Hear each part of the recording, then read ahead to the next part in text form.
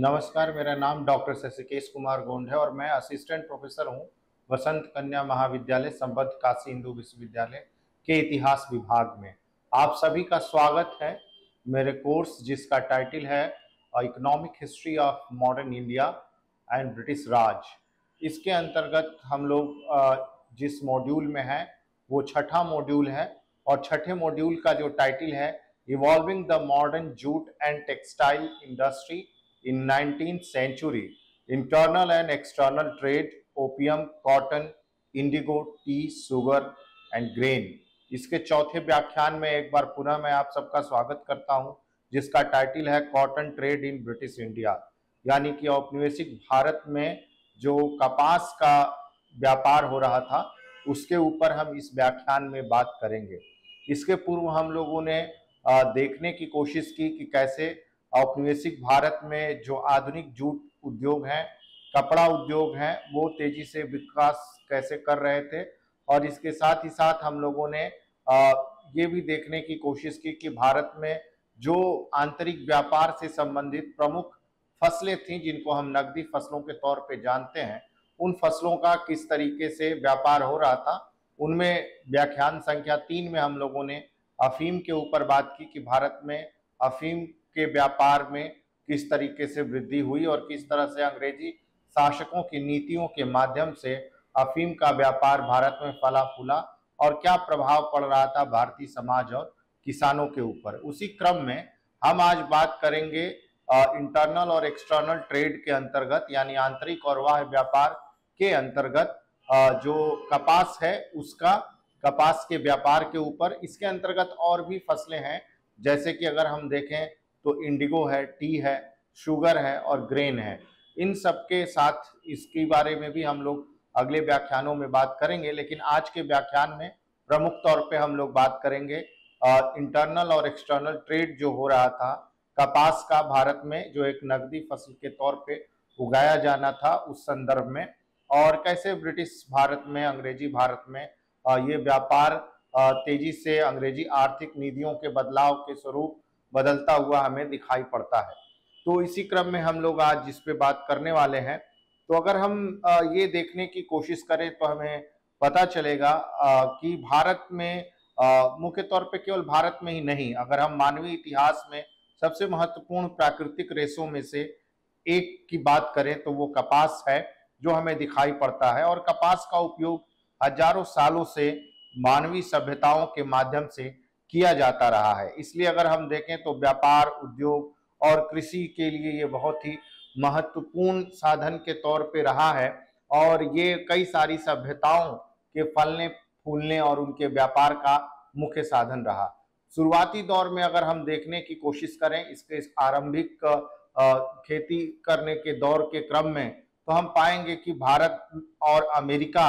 में जैसे महाद्वीपों में इसकी शुरुआती दौर पे खेती होती आई थी। इसके साथ ही यह कपास ही था जिसने, अगर हम देखें तो शुरुआती दौर में साम्राज्यों के बनने, दास प्रथा का आने और इसके साथ ही साथ विश्व में औद्योगिकरण के लिए एक बहुत महत्वपूर्ण तौर पे दिखाई पड़ता है, जिसने इस तरह के महत्वपूर्ण बदलावों को एक नया आधार प्रदान किया। उसी क्रम में अगर हम देखें तो प्राचीन काल में इस तरह की जो कपास की खेती है उसके साक्ष्य हमें भारत में दिखाई पड़ते हैं। और प्राचीन काल से लेके अब तक के जो पूरा मानवीय इतिहास रहा है उसके विकास के क्रम में कपास जो है एक बहुत महत्वपूर्ण रेशे के तौर पे दिखाई पड़ता है, जिसने विश्व में आधुनिक इतिहास को एक नया मोड़ देने में अपनी महत्वपूर्ण भूमिका निभाई। और हम देखते हैं कि विश्व इतिहास की अर्थव्यवस्थाओं में कैसे औद्योगिक क्रांति की शुरुआत होती है। और उसी औद्योगिक क्रांति का परिणाम था कि इंग्लैंड में बड़े बड़े कपास उद्योग या सूती वस्त्र उद्योगों का विकास हुआ और उसी ने भारत में इस तरह से बड़े पैमाने पे कपास की खेती को करने, या अगर हम कहें प्रोत्साहित करने, या किसानों को कपास की खेती को करने के लिए मजबूर किया। अगर हम भारत में कपास की खेती के आरंभिक साक्ष्यों पे नजर दौड़ाएं तो हमें पता चलेगा कि उसका जो इतिहास है वो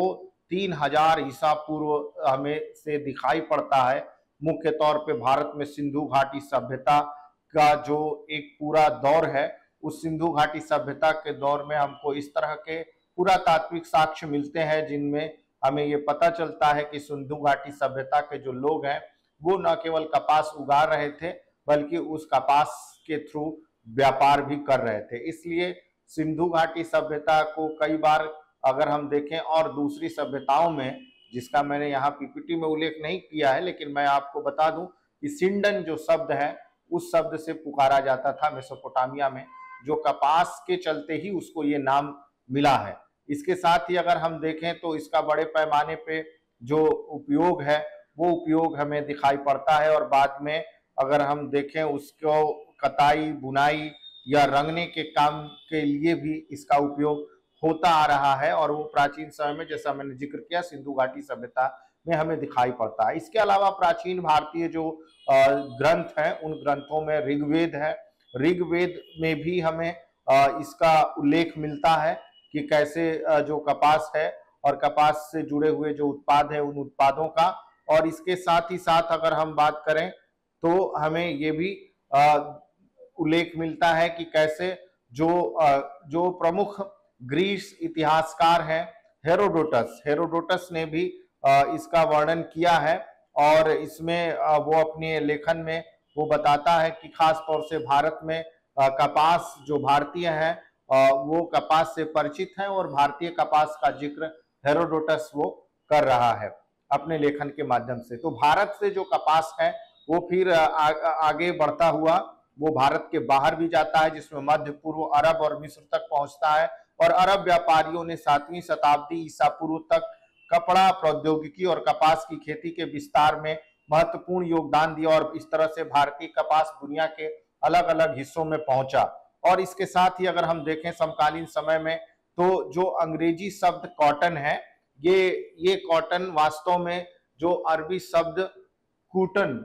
QUTN, उससे निकल के आता है, जो अभ्रंश है कॉटन का, और इसी से ये शब्द बना है कॉटन। और कॉटन या कूटन जो शब्द है ये भारत के कपास से बना है, और भारतीय कपास सिंधु घाटी सभ्यता, जैसे मैंने कहा, भारत दुनिया के उन प्राचीन सभ्यताओं में से एक देश है जो शुरुआती दौर से कपास उगाता रहा है, और भारतीय कपास से अलग अलग किस्म के कपड़े शुरू से ही बनाते रहे हैं। इस तरह से अगर हम देखें तो कपास एक विलासितापूर्ण उत्पाद के तौर पे हमें दिखाई पड़ता है, और मुख्य तौर पे मध्य युग में ये इटली और स्पेनिश व्यापारियों के द्वारा यूरोप में ले जाया गया, जो इस्लाम का पालन करते थे। हालांकि अगर हम देखें वहां की जो जलवायु है वो कपास के उत्पादन के लिए उतनी उपयुक्त नहीं थी, लेकिन आमतौर पे इसे वहां उगाया नहीं जाता था, बल्कि इसका निर्यात जो है भारत या भारत जैसे और दूसरे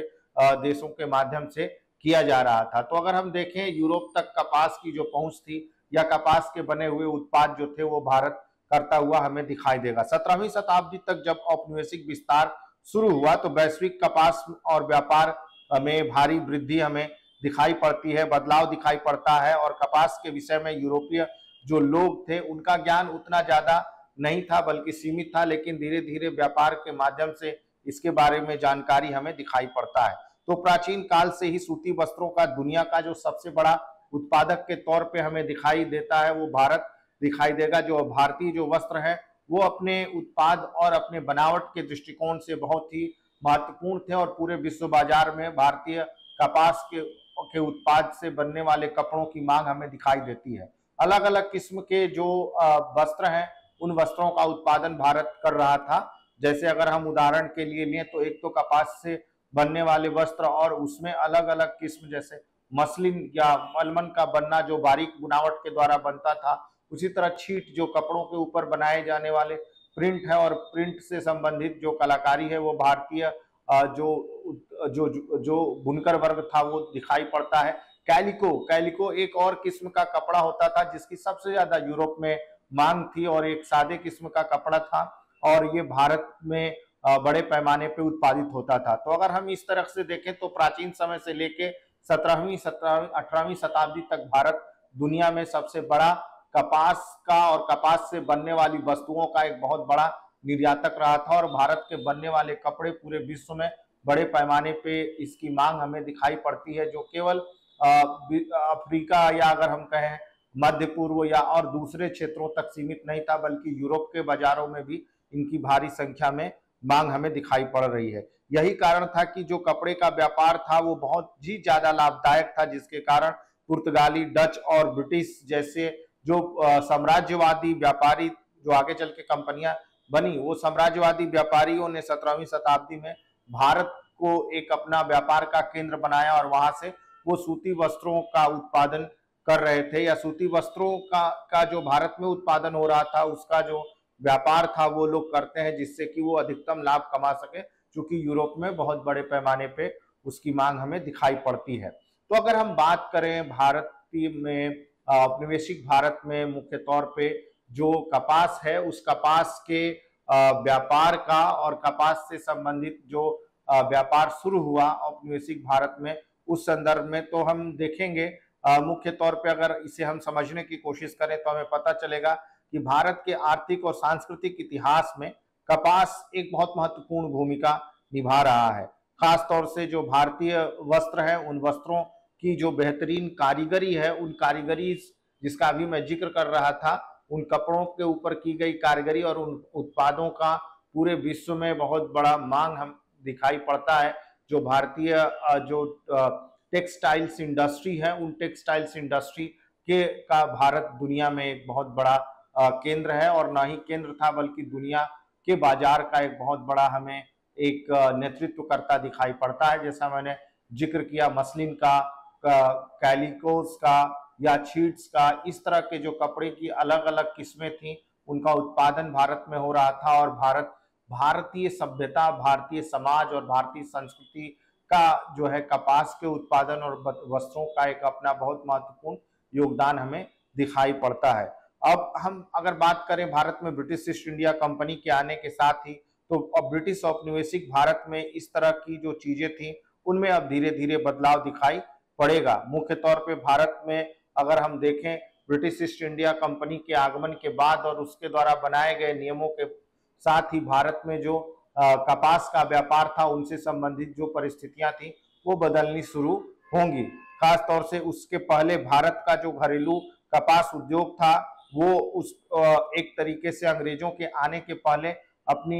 जो उसकी स्थिति थी वो बहुत ही अच्छी थी, यानी वो फल फूल रहा था, और भारत में कपास के उत्पादन या कपास से बनी हुई कपड़ों के उत्पादन का जो प्रमुख केंद्र था वो बंगाल, गुजरात, महाराष्ट्र और इसके साथ ही साथ दक्षिण भारतीय भूभाग के अलग अलग क्षेत्र में दिखाई पड़ते थे, जहां से भारत में न केवल भारतीय वस्त्रों का उत्पादन हो रहा है, बल्कि इसके साथ ही साथ अगर हम देखें तो भारतीय जो कपास है उस कपास का उन अलग अलग जगहों से निर्यात हो रहा है। जैसे बंगाल में अगर हम देखें तो बंगाल खुद एक समुद्री तट पर स्थित है, जहां से भारी संख्या में वस्त्रों का निर्यात होता है, और पूर्व का एक प्रमुख व्यापारिक केंद्र था, और वहां के बनाए गए कपड़े पूरे विश्व में विख्यात थे। वही चीजें गुजरात और महाराष्ट्र के साथ भी लागू होती हुई हमें दिखाई पड़ती है। और इन क्षेत्रों में बड़े पैमाने पे जो है चूंकि उपजाऊ भूमि के चलते यहाँ भारी संख्या में इस तरह की परिस्थितियां मौजूद थी, जो कपास के उत्पादन के लिए बहुत ही महत्वपूर्ण या अगर हम कहें अनुकूल जलवायु प्रदान कर रही थी, जिसकी वजह से न केवल कपास का उत्पादन होता था, बल्कि कपास के उत्पादन के बाद कच्चे कपास को एक तरीके से कपड़े के रूप में परिवर्तित करके विभिन्न प्रकार के कपड़ों का निर्माण भारतीय बुनकरों के द्वारा किया जाता था, और उनके द्वारा बनाए गए वस्त्र पूरे विश्व में विख्यात थे, जिनकी अलग अलग किस्में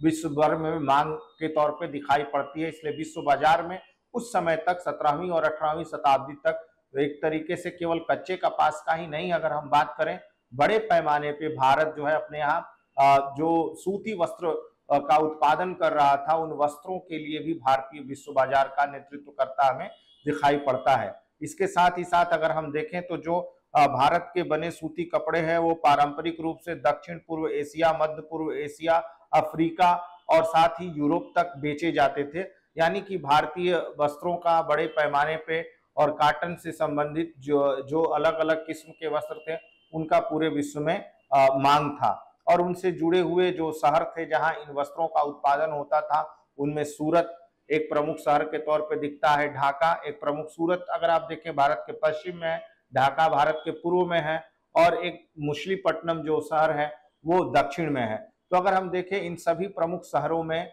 एक तरीके से प्रमुख ये लोग ये कपड़े के उत्पादन के केंद्र हुआ करते थे, जहां भारी मात्रा में कपास से बने हुए कपड़ों का उत्पादन न केवल भारतीय कारीगरों द्वारा किया जाता था, बल्कि उनको अच्छे किस्म से उनका निर्माण करते हुए अलग अलग देशों को निर्यात किया जाता था। जैसे मैंने कहा, उसकी बुनावट और अच्छी गुणवत्ता के चलते ही वो कपड़े विश्व प्रसिद्ध थे। तो यही कारण था, इन सब चीजों की वजह से जब भारत में अगर हम देखें, जो भारत का जो घरेलू बाजार है और या शहरी कारीगर और ग्रामीण किसान सभी आंतरिक तौर पे कपास के द्वारा और कपास के उत्पादन और उसके बाजार से आपस में जुड़े हुए थे। किसान कपास के उत्पादन के चलते जुड़ा हुआ था, जो शहर थे वो कपास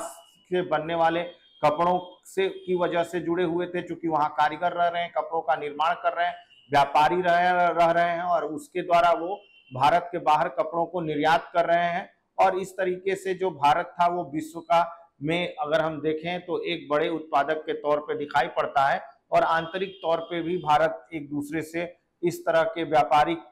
जो एक श्रृंखला है उससे वो जुड़ा हुआ है। कच्चे कपास से तैयार वस्तुओं का परिवहन व्यापारियों द्वारा किया जाता था और वस्तु विनिमय प्रणाली अक्सर नगद लेन देन के साथ चलती हुई दिखाई पड़ती है। कि जो भारत में अगर आप देखें उस समय का जो आंतरिक व्यापार है वो इसी तरीके से हमें दिखाई पड़ता है, क्योंकि उसको आंतरिक तौर पे यातायात के लिए अलग अलग जगहों पे उसको ले आने का काम व्यापारी कर रहे हैं, और साथ ही साथ अगर हम देखें तो उससे जुड़ा हुआ व्यापार वो पूरे भारत में फैला हुआ है, जो नदी जल मार्गों और इसके अलावा स्थल जल मार्गों से जुड़ा हुआ है, और वो नगदी व्यापार का एक मुख्य हिस्सा हमें दिखाई पड़ता है। इसके साथ ही वित्तीय संसाधन होने के साथ साथ अगर हम देखें तो भारतीय जो वस्त्र उद्योग है वो एक तरीके का सांस्कृतिक प्रतीक भी बन गया था, और भारतीय समाज में वो जटिल रूप से एक तरीके का जुड़ाव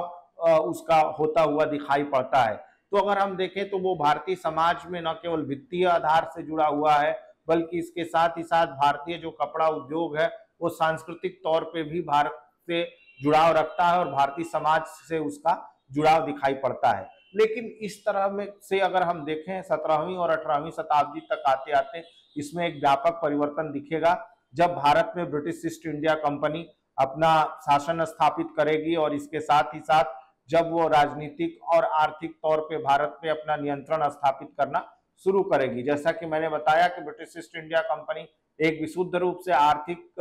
व्यापार पे काम करने वाली कंपनी है और उसका मुख्य उद्देश्य भारत में व्यापार करना था, और यही कारण है कि जब वो भारत में आती है तो चूंकि वो देख रही है, जैसा कि मैं पूर्व में उल्लेख किया कि भारत में केवल ब्रिटिश ईस्ट इंडिया कंपनी ही नहीं आ रही है, बल्कि भारत में उसके पहले डच, उसके पहले अगर हम देखें पुर्तगीज और फ्रांस, ये इन देशों की कंपनियां जो है भारत में व्यापार कर रही थी। तो भारतीय कपड़ों की मांग यूरोप में सबसे ज्यादा थी और भारत उस समय विश्व अर्थव्यवस्था में 23% का अपना व्यापारिक योगदान दे रहा था। ऐसी परिस्थिति में चूंकि वो ये सब देख रहे थे कि भारत में किस तरीके से इन चीजों से लाभ कमाया जा सकता है, मुख्य तौर पे अगर कपास के उत्पादन और उससे बनने वाली वस्तुओं पे अगर ब्रिटिश ईस्ट इंडिया कंपनी नियंत्रित कर ले तो वो यूरोपीय बाजार पे अपना नियंत्रण स्थापित कर सकती है। यही कारण था कि इस तरह की चीजों को करने के लिए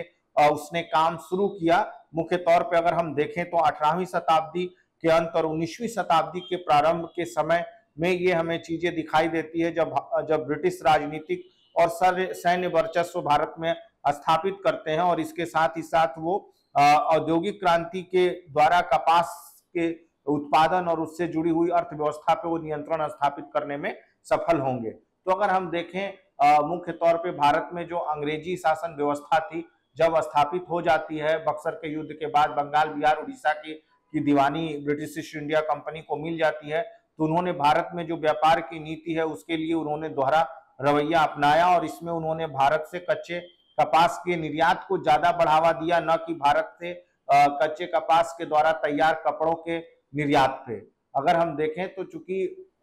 भारत में जो व्यापारी वर्ग या बुनकर वर्ग था उसका मुख्य जो काम था वो ये था कि भारत में कपास के से उपयोग करते हुए ऐसे वस्त्रों का निर्माण करना जो यूरोप में बहुत तेजी से अगर हम कहें उसकी मांग दिखाई पड़ती है, चाहे वो छीट हो, चाहे वो कैलिको हो, चाहे वो सूती वस्त्र हो, और उनसे जुड़े हुए अलग अलग किस्म के जैसे मसलन या मलमल का जो उत्पादन भारत में हो रहा था। लेकिन अगर केवल कपास या धागे का निर्यात करे तो उसका प्रभाव क्या होगा? उसका प्रभाव ये होगा कि यूरोप में जो उनके अपने यहाँ जो बुनकर है, जो कारीगर है, जो उनके यहाँ स्थानीय उद्योग है, उनको फायदा होगा। तो धीरे धीरे जो अंग्रेजी शासन नीतियां रही, वो अंग्रेजी शासन नीतियों ने भारत को इस तरह के देश के रूप में स्थापित करने की कोशिश की जो केवल कच्चे माल का निर्यातक बने, न कि कच्चे माल से तैयार हुए वस्त्रों का निर्यातक। तो ये एक अपने आप में बहुत महत्वपूर्ण बात है जो ब्रिटिश ईस्ट इंडिया कंपनी के द्वारा किया जाता है, क्योंकि उनको पता था कि अगर इस तरह का वो नहीं करेंगे तो जो ब्रिटिश उद्योग है उनके सामने टिक नहीं सकते। यही कारण है कि उस तरह से उन्होंने ऐसी नीतियों का निर्माण किया जिसकी वजह से भारतीय जो कपड़ा उद्योग था, जो सूती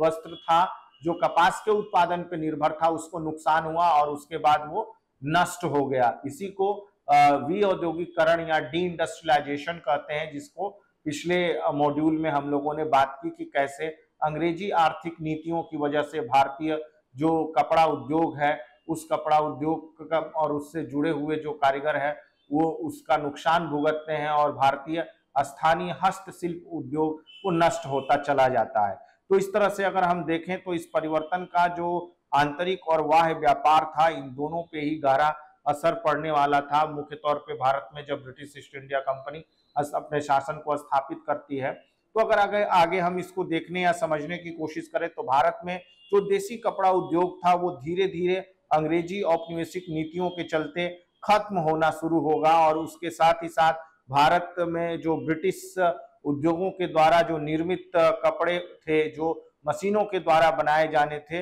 वो धीरे धीरे भारतीय बाजारों में अपनी जगह बनाना शुरू करेंगे और मुख्य तौर पे वो उनकी जो कीमत होगी वो काफी सस्ती होगी क्योंकि वो मशीनों से बने हैं। और ऐसी परिस्थिति में जो भारतीय कपड़ा का जो उत्पादन है या जो भारत में बनने वाले कपड़े हैं वो उसके आगे टिक नहीं पाएंगे क्योंकि वो महंगे हो जाएंगे और ऐसी स्थिति में इनकी जो मांग है वो कम हो जाएगी और अंग्रेजी वस्त्रों की मांग बढ़ जाएगी। लेकिन अंग्रेजी वस्त्रों को बनाने के लिए कपास की तो जरूरत पड़ेगी, इसीलिए कपास के व्यापार का बहुत महत्वपूर्ण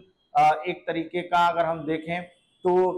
योगदान दिखाई पड़ता है अंग्रेजी उद्योगों को आगे बढ़ाने में, क्योंकि एक तरफ अंग्रेजी उद्योग भारतीय बुनकरों और उनके बनाए गए कपड़ों के साथ मुख्य प्रतिस्पर्धी के तौर पर दिखाई देते हैं। लेकिन अंग्रेजी शासन स्थापित होने के बाद जो नीतियां अपनाई गई, जिसमें मुख्य तौर पर जोर दिया गया भारत से कच्चे कपास के उत्पादन का, यानी धागे का, रुई का, उसके उत्पादन का, न कि कपड़ों के उत्पादन का। कपड़ा रुई और धागे को प्रोसेस करके एक तरीके से बनता है अलग अलग डिजाइन के माध्यम से, लेकिन अगर हम उसको नहीं बनने देंगे और केवल कच्चे कपास को इंग्लैंड भेजेंगे तो वहां से जो वस्त्र बनेंगे उससे फायदा किसका होगा? उससे फायदा अंग्रेजी जो शासन करने वाले लोग हैं उनको होगा, न कि भारत को। और यही कारण था कि भारत धीरे धीरे जो एक तरीके से कपड़ा उत्पादन के क्षेत्र में महत्वपूर्ण स्थान रखता था विश्व बाजार में, उसका जो स्थान था वो धीरे धीरे कम होना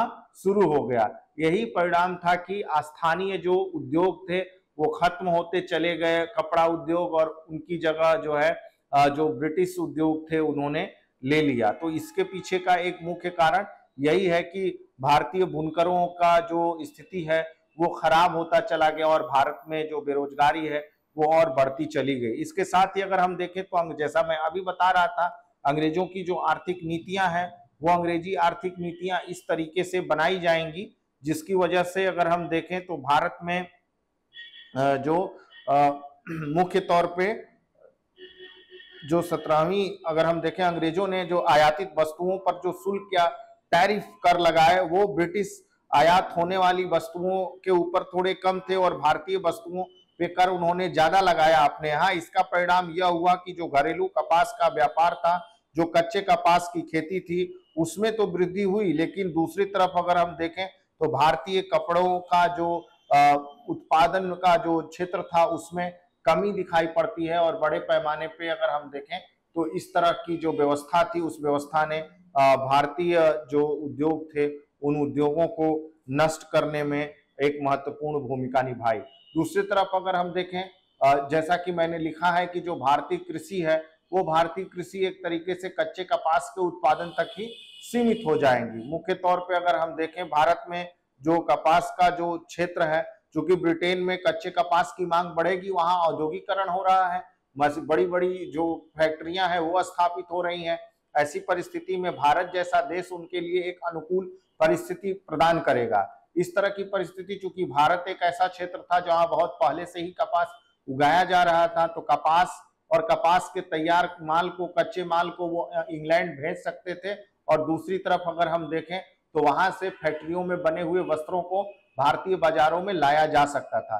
इसलिए इंग्लैंड की जो नीतिगत कार्य होंगे वो नीतिगत कार्य इस बात पे केंद्रित होंगे कि भारत को एक ऐसे क्षेत्र के रूप में परिवर्तित करना जो कच्चे कपास के उत्पादन का क्षेत्र हो सके, यानी किसानों को मजबूर किया जाए या किसानों को ये समझाया जाए या उनके वो इस तरह से प्रोत्साहित किया जाए कि वो कपास का उत्पादन करें, क्योंकि कपास एक नकदी फसल है, और अधिकतम उत्पादन करें, जिससे कि कच्चे कपास की जो मांग इंग्लैंड में औद्योगिक कारखानों में हो रही थी उसकी पूर्ति किया जा सके। इन्हीं चीजों को वो फोकस करना या उस पर ध्यान केंद्रित करना शुरू करेंगे। यही कारण था कि इस तरह का जो परिवर्तन है वो भारतीय कृषि अर्थव्यवस्था के ऊपर साफ दिखाई देगा और भारतीय कृषि अर्थव्यवस्था का वाणिज्यिकरण होता हुआ दिखाई देगा। ऐसी परिस्थिति में पंजाब, महाराष्ट्र में बरार जैसे प्रमुख क्षेत्र जो है कपास उत्पादक क्षेत्र के तौर पे विकसित होते हुए दिखाई पड़ते हैं, या उनको इस रूप में विकसित किया जाएगा। इसके साथ ही साथ अगर हम देखें तो किसानों के लिए मैंने बताया कि वो बहुत अच्छी परिस्थिति नहीं होगी, क्योंकि किसानों को तो मजबूर किया गया, और किसान जो है इस तरह के उत्पादन का शिकार होंगे कि वो एक तरीके से जो साहूकार हैं, जो बैंकर हैं, बिचौलिए हैं, उनका एक तरीके से वो उनके चंगुल में फंसते चले जाएंगे, क्योंकि वो कहीं ना कहीं एक अपने लिए उस तरीके का उत्पादन से लाभ नहीं कमा पाएंगे, क्योंकि सस्ते दाम में वो उनसे वो फसल उगाई जाती थी, और वो निश्चित समय पर अगर राजस्व नहीं चुका पाते थे तो ऐसी परिस्थिति में राजस्व के लिए उनको नकदी देने के लिए साहूकारों के पास अपनी जमीनें गिरवी रखनी पड़ती थी, और यह एक बहुत प्रमुख कारण माना जाता था, जिसकी वजह से भारत में अगर हम देखें तो जो किसानों की स्थिति है, जो कपास के क्षेत्र में लगे हुए थे, वो उनकी स्थिति खराब होती गई। तो कपास से जो वास्तविक लाभ है वो लाभ भारतीय किसानों को नहीं मिला, बल्कि अगर हम देखें तो वास्तविक लाभ अंग्रेजी उद्योगपतियों, पूंजीपतियों, अंग्रेजी कारखानों और भारत में शासन करने वाले ब्रिटिश ईस्ट इंडिया कंपनी के सेवकों को मिलता हुआ दिखाई पड़ेगा। अब जो एक महत्वपूर्ण एक बिंदु जो कपास के निर्यात और आयात का एक प्रमुख कारण बनती है, वो बनेगा यातायात का साधन, जिसमें रेलवे का विकास उसमें एक महत्वपूर्ण भूमिका के तौर पे दिखाई देगा। तो भारत में बड़े पैमाने पे अंग्रेजी शासन काल में रेलवे का जो विकास है वो हमें दिखाई देता है, और रेलवे के आ जाने से जो भारत में व्यापारिक वस्तुएं हैं उनको ले जाना, ले आना और घरेलू व्यापार को बढ़ाने में एक बहुत महत्वपूर्ण साधन के तौर पे विकसित किया जाएगा अंग्रेजी शासन के द्वारा, और रेलवे में जो निवेश है उसको बढ़ाने की कोशिश की जाएगी। यही कारण है कि कपास उत्पादक क्षेत्रों से अगर हम देखें तो वहां से लेके और जहां कपास का निर्यात किया जाता था उन जगहों तक रेल लाइनें बिछाई जाएंगी। मुख्य तौर पर अगर हम देखें कलकत्ता, और कलकत्ता के जो आंतरिक भाग है जहां कपास उत्पादन किया जा रहा है, उत्तर प्रदेश, बिहार, बंगाल के क्षेत्रों में, वहां तक रेल लाइनें बिछाई जाएंगी और उनको समुद्री बंदरगाह से जोड़ दिया जाएगा। यही बॉम्बे में भी हमें दिखाई देगा कि बॉम्बे के दूर दराज के क्षेत्रों तक इस तरह की जो चीजें थी वो जोड़ दी जाएंगी रेल लाइनें। और इसमें हम देखें तो परिवहन प्रणाली का जो विकास है, जो प्रभावी विकास है, इस विकास ने भारत में जो घरेलू वाणिज्यिक व्यापार है उसको प्रोत्साहित किया, और दूसरी तरफ जो कच्चे कपास है उसके निर्यात को तेजी से बढ़ाने में एक महत्वपूर्ण भूमिका निभाता है। हालांकि अगर हम देखें तो अतिरिक्त कपास को बहुत लंबी दूरी तक परिवहन की सुविधा देकर आंतरिक बाजारों तक का उसका दायरा बढ़ा दिया गया, जिसकी वजह से अगर हम देखें तो दूर दराज के जो क्षेत्र थे उन क्षेत्रों के को भी बाजार का हिस्सा बना लिया गया। और इस तरीके से अगर हम देखें तो भारत में एक जो औपनिवेशिक हित है उस औपनिवेशिक हित का पूरा पालन किया गया, जिसकी वजह से अंग्रेजी सरकार उसका लाभ उठा सके। तो रेलवे का विकास वास्तव में भारतीय कृषि या भारतीय उद्योगों के विकास के लिए नहीं, बल्कि इसी तरह से जो नकदी फसलें थी उनको एक से दूसरी जगह तक ले जाने के लिए उपयोग में किया जा रहा था। तो अगर हम देखें भारत में जो 19वीं शताब्दी है उस शताब्दी तक भारत में जो कच्चा कपास है उसका तेजी से जो निर्यात है वो बढ़ता है और भारतीय कपास एक बहुत महत्वपूर्ण वस्तु के तौर पे उभर के सामने आता है। और दुनिया में अगर हम देखें विशेष तौर से जो भारतीय जो मुख्य तौर पे अंग्रेजी उद्योग है, उन उद्योगों को कच्चे कपास का निर्यात करने वाला भारत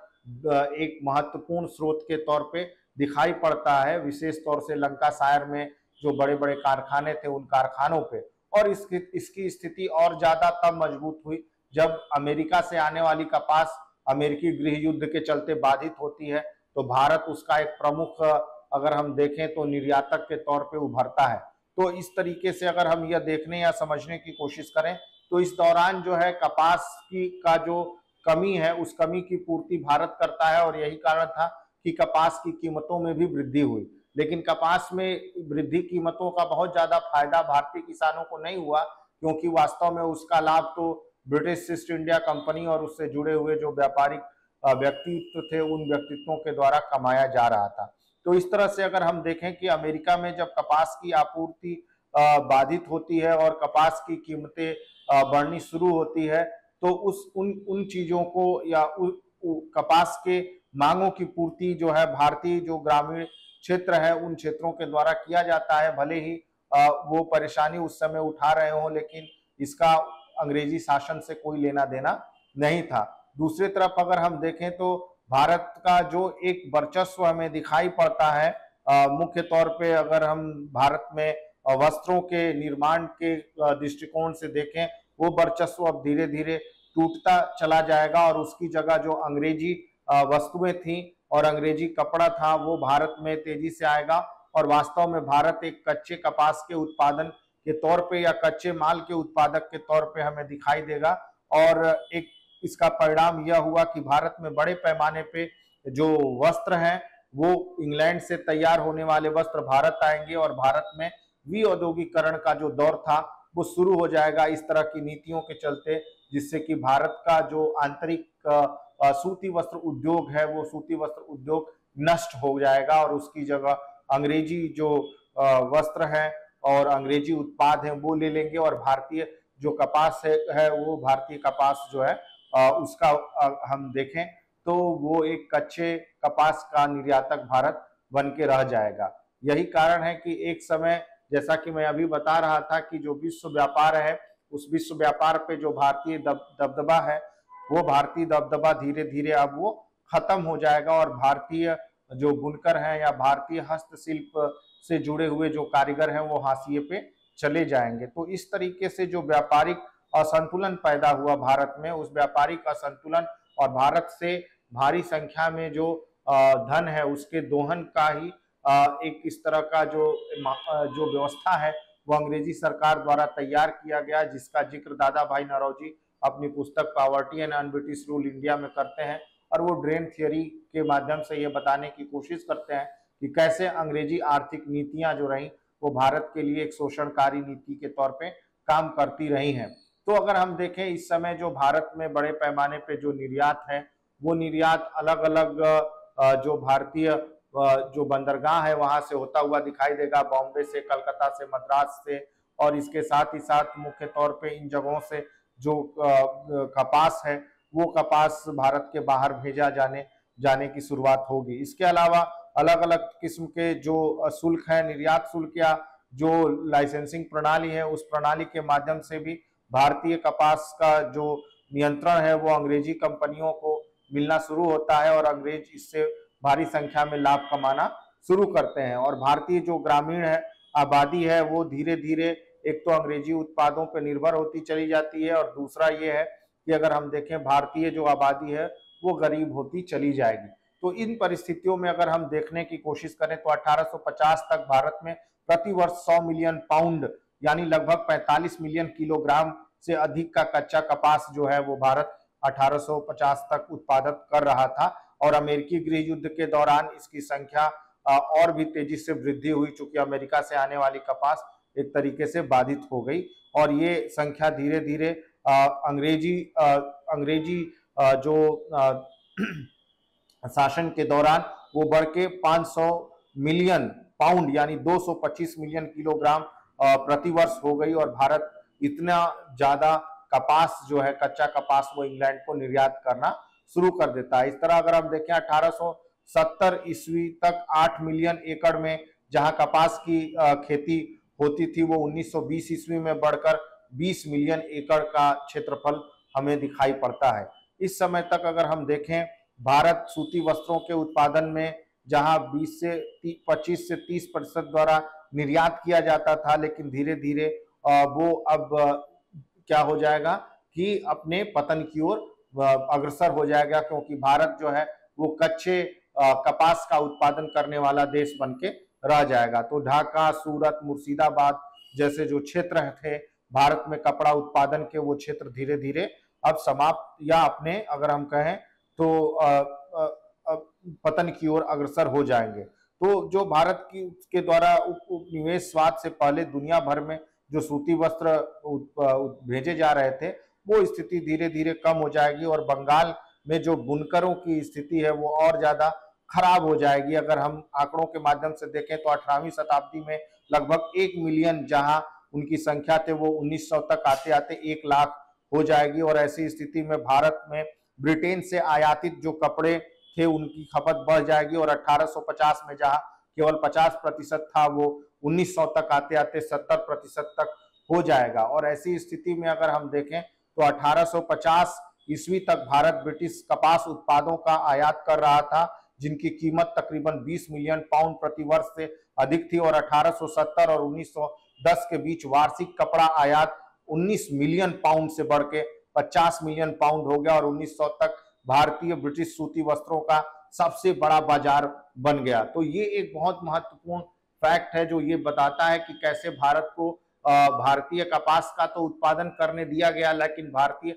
वस्त्रों के बाजार को धीरे धीरे समाप्त करके अंग्रेजी वस्त्रों के बाजार को तैयार किया गया। ऐसी परिस्थिति में जो भारतीय राष्ट्रवादी हैं उन्होंने इसकी आलोचना की अंग्रेजी आर्थिक नीतियों का, जिनमें गोपाल कृष्ण गोखले, दादा भाई नौरोजी, महात्मा गांधी, और उन्होंने स्वदेशी की भावना को विकसित करने में अपनी एक महत्वपूर्ण भूमिका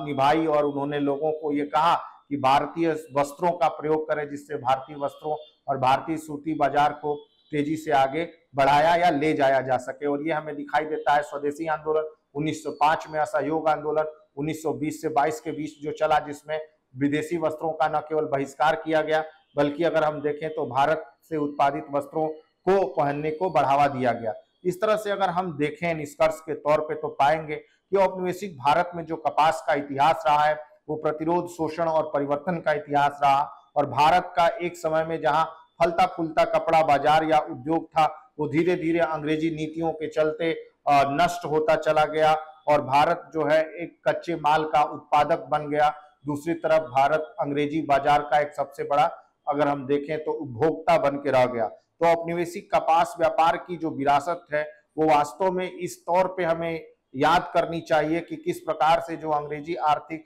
नीतियां थी, जो औपनिवेशिक प्रणालियां थी, उस प्रणाली ने कैसे भारतीय परिस्थितियों को इस तरह से तोड़ मरोड़ के इस्तेमाल किया कि भारत में एक शोषणकारी परिस्थिति को जन्म दिया, जहां भारतीय किसान तो कपास उगा रहे थे लेकिन उनको फायदा नहीं हो रहा था, बुनकर बेरोजगार हो गए और इसके साथ ही साथ भारत में अकालों की संख्या बढ़ गई। तो इस तरह से अगर हम देखें तो ये पता चलेगा कि भारत में एक तरफ कपास के निर्यात की संख्या बढ़ती चली जा रही है, तो दूसरी तरफ भारतीय जो कपास पे आधारित उद्योग है उनका पतन होता जा रहा है। और भारत में अंग्रेजी शासन की नीतियों ने कपास के निर्यात और आयात को बढ़ाने में महत्वपूर्ण भूमिका निभाई। आज के व्याख्यान में हम लोग इस पे बात किए। अगले व्याख्यान में हम लोग और दूसरे वस्तुओं, नकदी फसलों पे बात करेंगे। बहुत बहुत धन्यवाद।